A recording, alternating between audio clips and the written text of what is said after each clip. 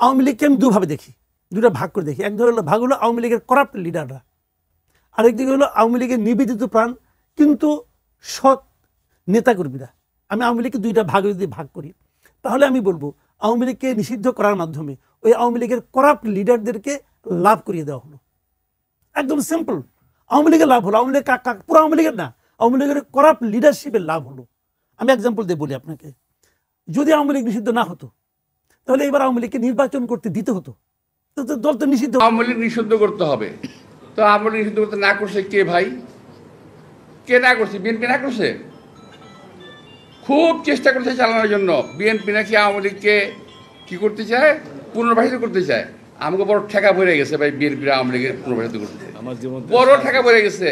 জীবন থেকে আমাদের 17 থেকে 18 বছর আমাদের নিয়ে গেছে, পরিবার পরিজন থেকে বিচ্ছিন্ন হয়েছি, স্বাস্থ্যহানি করেছে, আমাদের পরিবার পরিজন কেউ সুস্থভাবে বেঁচে থাকতে পারে নাই। এখানে যারা আছে একটি কর্মীও তার বাড়িতে 17 বছর ঘুমাতে পারেনি শান্তি। জামাত শিবিরের সহায়তায় সফল হয়ে এনসিপি এখন জামাত শিবিরের বিরুদ্ধে লেগেছে। এনসিপি শীঘ্রই দুই গ্রুপে ভাগ হয়ে যেতে পারে। এনসিপির ভাঙন অনিবার্য আমি দেখতে পাচ্ছি। দর্শক, আপনারা জানেন যে এনসিপির প্রতিষ্ঠা এটা জামাত শিবিরের প্রত্যক্ষ সহায়তায়। কিভাবে এটা জানে? যে বৈষম্যবিরোধী ছাত্র আন্দোলন নাগরিক কমিটি থেকেই এনসিপি। বৈষম্যবিরোধী ছাত্র আন্দোলনের কোনো মিছিল মিটিং এগুলোতে 90% থাকতে শিবির, 10% হচ্ছে আলাদা গ্রুপ যারা এখন এনসিপিতে আছে। আপনি দেখেছেন একসময় বৈষম্যবিরোধী ছাত্র আন্দোলন হাজার হাজার স্টুডেন্ট নিয়ে মিছিল করতো ঢাকা বিশ্ববিদ্যালয় সহ বিভিন্ন জায়গায়। যে মিছিলে 1000 লোক হতো এখন 100 জন লোক হয় না। তো কি বোঝা গেল? দেখুন, আওয়ামী লীগকে নিষিদ্ধ করার ফলে উল্টো আওয়ামী লীগেরই সবচাইতে বেশি লাভ হয়েছে। এখন প্রশ্ন হচ্ছে যে কিভাবে হয়েছে। এর 1 নম্বর উত্তর হচ্ছে আওয়ামী লীগ এখন আন্তর্জাতিকভাবে সহায়তা পাবে।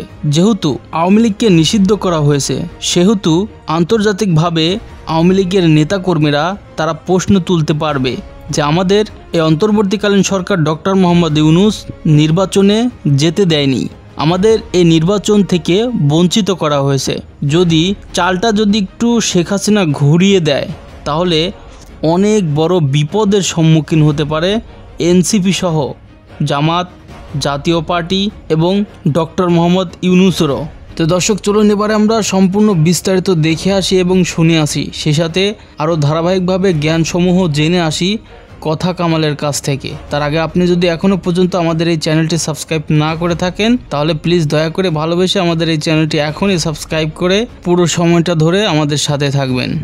আওয়ামী লীগকে আমি দুভাবে দেখি, দুটা ভাগ করে দেখি। এক ধরনের ভাগ হলো আওয়ামী লীগের করাপ্ট লিডাররা, আরেকদিকে হলো আওয়ামী লীগের নিবেদিত প্রাণ কিন্তু সৎ নেতাকর্মীরা। আমি আওয়ামী লীগকে দুইটা ভাগ যদি ভাগ করি তাহলে আমি বলবো আওয়ামী লীগকে নিষিদ্ধ করার মাধ্যমে ওই আওয়ামী লীগের করাপ্ট লিডারদেরকে লাভ করিয়ে দেওয়া হলো। একদম সিম্পল, আওয়ামী লীগের লাভ হলো, আওয়ামী লীগ পুরো আওয়ামী লীগের না, আওয়ামী লীগের করাপ্ট লিডারশিপের লাভ হলো। আমি এক্সাম্পল দিয়ে বলি আপনাকে, যদি আওয়ামী লীগ নিষিদ্ধ না হতো তাহলে এবার আওয়ামী লীগকে নির্বাচন করতে দিতে হতো। তো দল তো নিষিদ্ধ না, নির্বাচন করতে দিবেন না কেন? দিলেন নির্বাচন করতে। আওয়ামী লীগ যদি নির্বাচন করতো, আওয়ামী লীগের ওই করাপ্ট লিডার, কারা করাপ্ট না বলেন, আওয়ামী লীগের উপজেলা পর্যায় পর্যন্ত আমি মনে করি এমপি এবং যত লোক এমপি নমিনেশন কিনেছে এই প্রত্যেকটা লোক করাপ্ট। এটা আমি আমার হিসাবে আর কি। তো এরা তো ফার্স্ট টায়ারের অথবা সেকেন্ড টায়ারের লিডার কিন্তু, তাই না? এরা কিন্তু কেউ ইলেকশন করতে পারতো না, কারণ তাদের সবারই দুর্নীতির সমস্যা আছে। তারা দুর্নীতি এত করেছে, এত টাকা বাইরে পাচার করেছে, ইলেকশন করতে আসলে তারা তাদের মধ্যে ভয় কাজ করতো, গেলে তো আমাকে আটকে ফেলাবো, তখন তো আমি এই টাকা পয়সার ভোগ বিলাস করতে পারবো না, এই জন্য ওরা আসতোই না, আমি শিওর। তাহলে ইলেকশনটা করতো কে? ইলেকশনটা করতো তৃতীয় এবং চতুর্থ স্তরে যারা লিডার আছে তারা, যাদের বিরুদ্ধে কোনো মামলা মোকদ্দমা নাই এবং যারা কোনো অন্যায়ের সঙ্গে জড়িতও না, তারা কিন্তু ইলেকশন করতো। এবং তারা যখন ইলেকশন করতে আসতো ভার্চুয়ালি আওয়ামী লীগের এই লিডারশিপ তাদেরকে ইলেকশন করতে দিত না, জাস্ট দিত না। বলতে ওরা যদি ইলেকশন করে তাহলে তো তাদের নেতৃত্ব আর থাকবে না, তারা তো ব্যাক করতে পারবে না। যে কারণে আওয়ামী লীগ ইলেকশন করতোই না আসলে আমার ধারণা। যদি করে তাহলে তো আওয়ামী লীগ ওই লিডারশিপ আর থাকতোই না, ওরা আসতে পারতো না। আচ্ছা, এখন নিষিদ্ধ করাতে কি হলো? আওয়ামী লীগ ইলেকশন করতে পারবে না। আর ইলেকশন না করতে পারলে এখন আওয়ামী লীগ কিন্তু ফিরে আসার চেষ্টা করবে। তখন এই যে সেকেন্ড ও থার্ড টায়ারের অথবা ফোর্থ টায়ারের যারা লিডার আছে অথবা সাধারণ নেতা করবে, তারা কিন্তু ওই করাপ্ট লিডারদেরকে নেতা মাইনেই তাদের আন্দোলন করতে হবে। জামাত শিবিরের সহায়তায় সফল হয়ে এনসিপি এখন জামাত শিবিরের বিরুদ্ধে লেগেছে। এনসিপি শীঘ্রই দুই গ্রুপে ভাগ হয়ে যেতে পারে।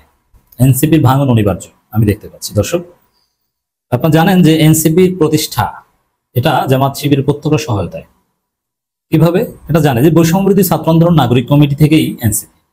বৈষম্যবিরোধী ছাত্র আন্দোলনের কোনো মিছিল মিটিং এগুলোতে 90% থাকতে শিবির, 10% হচ্ছে আলাদা গ্রুপ যারা এখন এনসিপিতে আছে। আপনি দেখেছেন একসময় বৈষম্যবিরোধী ছাত্র আন্দোলন হাজার হাজার স্টুডেন্ট নিয়ে মিছিল করতো ঢাকা বিশ্ববিদ্যালয় সহ বিভিন্ন জায়গায়। যে মিছিলে 1000 লোক হতো এখন 100 জন লোক হয় না। তো কি বোঝা গেল? আচ্ছা করেন না, একটু প্রমাণ দেখেন না। যখন পর্যন্ত নতুন ছাত্র সংসদ বা এনসিপি প্রতিষ্ঠিত না হয়েছে, জাস্ট যতদিন পর্যন্ত শুধু বৈষম্যবিরোধী ছাত্র আন্দোলন এবং নাগরিক কমিটি ছিল, তখনকার সময়ে তাদের মিছিলে কত লোক হতো আর এখন কত লোক হয়? এই যে বাইতুল মোকাররমের সামনে একটা সমাবেশ করেছে, কত লোক হয়েছে? এর মানে নাগরিক কমিটি কিংবা বৈষম্যবিরোধী ছাত্র আন্দোলন যতদিন পর্যন্ত শিবিরের সাথে ছিল তখন হাজার হাজার লোক হতো, তারপরে আর লোক হয় না। এদের উত্থান পথচলা, এমনকি আন্দোলনের সময় বৈষম্যবিরোধী ছাত্র আন্দোলনের সমন্বয় তো বেশিরভাগই শিবির ছিল। এরপরে নাগরিক কমিটি মোটামুটি যে সংগঠিত করেছে সব সাবেক শিবির। এরপরে এনসিপি গঠিত হয়েছে। এরপর সর্বশেষ যে আন্দোলনটা করলো আওয়ামী লীগ নিষিদ্ধের দাবিতে আন্দোলন, সেখানে 70% ছিল জামাত শিবির, 10% ছিল চরমোনাই, আর বাকি 5% বা 10% ছিল এনসিপির লোকজন। আর যদিও এটা এনসিপির কোনো যৌথ সাংগঠনিক উদ্যোগ ছিল না, এটা হাসনাত আব্দুল্লাহর মূলকারী। তা এখন সফল হয়েছে, আওয়ামী লীগ নিষিদ্ধের দাবি আদায় হয়েছে। 70% এফোর্ট ছিল জামাত শিবিরের, এখন এসে জামাত শিবিরের বিরুদ্ধে লেগেছে। মানে এই যে এনসিপির চরিত্র, এতে এনসিপির মধ্যেও তীব্র ক্ষোভ বিরাজ করছে। এনসিপির অনেক নেতারা মাহফুজ আলমের বিরুদ্ধে ফেসবুক পোস্ট দিচ্ছে, আবার কেউ কেউ মাহফুজকে ডিফেন্ড করছে। মানে এনসিপির মধ্যে একটা মতবিরোধ স্পষ্ট। এনসিপি তো ভাঙন আগেই ঘটেছে, যেমন এই যে একটা কি গঠিত হয়েছে না, আপ বাংলাদেশ নাকি, ওটাই তো এনসিপির ভাঙনের একটা ফল। এনসিপি থেকে পদবঞ্চিত নেতারা অলরেডি একটা দল করেছে আপ বাংলাদেশ, সেখানে অনেকে যেতে পারে, অথবা আরো নানান ভাবে এখান থেকে পদত্যাগ করে যেতে পারে। তো এনসিপির এই ভাঙন অনিবার্য, আদর্শিক কারণে বা নানান কারণে, বা এনসিপির একটা অংশ ভারতীয় ন্যারেটিভ গ্রহণ করছে, এটা তরুণরা স্বাভাবিকভাবে মানতে পারছে না বা মানতে পারবে না। এই জায়গাগুলোতে এনসিপি কে বিভক্ত করবে আমি লক্ষ্য করছি। দর্শক, এনসিপির একটা স্টেটমেন্ট 12 মে যেটা তারা দিয়েছে, যে স্টেটমেন্টে এনসিপি স্পষ্টভাবে জামাত শিবিরকে আওয়ামী স্টাইলে কাঠগড়ায় দাঁড় করিয়েছে, যেটা হাস্যকর। 71 সালে জামাতের অবস্থান স্পষ্ট করতে হবে, এই কথা তারা বলছে। 71 নিয়ে জামাতের অবস্থান কত হাজারবার স্পষ্ট করেছে, এখন আবার বলছে স্পষ্ট করতে হবে। মানে ওই আওয়ামী রাজনীতি, ভারতীয় রাজনীতি। এখন যে দলটা 24-এর অভ্যুত্থানের উপর ভিত্তি করে দাঁড়িয়েছে, যেই তরুণদের উৎপত্তি হয়েছে তুমি কে আমি কে রাজাকার রাজাকার স্লোগান দিয়ে, হাসিনার রাজাকার ট্যাগের বিরুদ্ধে দাঁড়িয়ে যাদের প্রতিষ্ঠা, তারা এখন জামাতকে সে রাজাকার ট্যাগ দিচ্ছে। জামাতকে নাকি ক্লিয়ার করতে হবে যে তারা আওয়ামী লীগ নিষিদ্ধ করতে হবে। তো আওয়ামী লীগ নিষিদ্ধ করতে না করছে কে ভাই? কে না করছে? বিএনপি না করছে? খুব চেষ্টা করছে চালানোর জন্য। বিএনপি নাকি আওয়ামী লীগকে কি করতে চায়? পুনর্বাসিত করতে চায়। আমাকে বড় ঠেকা পড়ে গেছে ভাই বিএনপি আওয়ামী লীগের পুনর্বাসিত করতে, বড় ঠেকা পড়ে গেছে। জীবন থেকে আমাদের 17 থেকে 18 বছর আমাদের নিয়ে গেছে, পরিবার পরিজন থেকে বিচ্ছিন্ন হয়েছি, স্বাস্থ্যহানি করেছে, আমাদের পরিবার পরিজন কেউ সুস্থভাবে বেঁচে থাকতে পারে নাই। এখানে যারা আছে একটি কর্মীও তার বাড়িতে 17 বছর ঘুমাতে পারেনি শান্তি। আর সেই আওয়ামী লীগের সঙ্গে আমরা করব, ওদেরকে আমরা আবার প্রতিপালন করব, আবার ওদেরকে পুনর্বাসন করব। এটা হলো যারা বিএনপিকে জেলাস করে, অর্থাৎ দেখতে পারে না, পছন্দ করে না, যাদের অজনপ্রিয় একটি দল, এরা গোষ্ঠী, এরা বিএনপিকে কালার করার চেষ্টা করছে। যে যারা আজকে বলে যে বিএনপি পুনর্বাসিত করতে চায়, তারা আসলে দেশ এবং জাতির শত্রু। কারণ একমাত্র বিএনপি একমাত্র আছে বাংলাদেশকে এখন বিদেশি শত্রুর হাত থেকে রক্ষা করার জন্য, যে কোনো বিদেশি প্রভুদের হাত থেকে রক্ষা করার জন্য একমাত্র দল বিএনপি আছে, বাংলাদেশে আর কোনো দল নাই। দর্শক, আপনাদেরকে অসংখ্য ধন্যবাদ এতক্ষণ পর্যন্ত এই গুরুত্বপূর্ণ নিউজ এপিসোডটি দেখার জন্য। দর্শক, আপনারা জানেন যে আমরা প্রতিনিয়ত বাংলাদেশ সময়ের সাথে আপডেট থেকে বাংলাদেশের আনাচে কানাচে এবং বহির্বিশ্বের কোথায় কি ঘটনা ঘটছে সব ভাইরাল সংবাদগুলি একসাথে করে এক ভিডিওর মধ্যে আপনাদের সুবিধার জন্য প্রচার করে থাকি।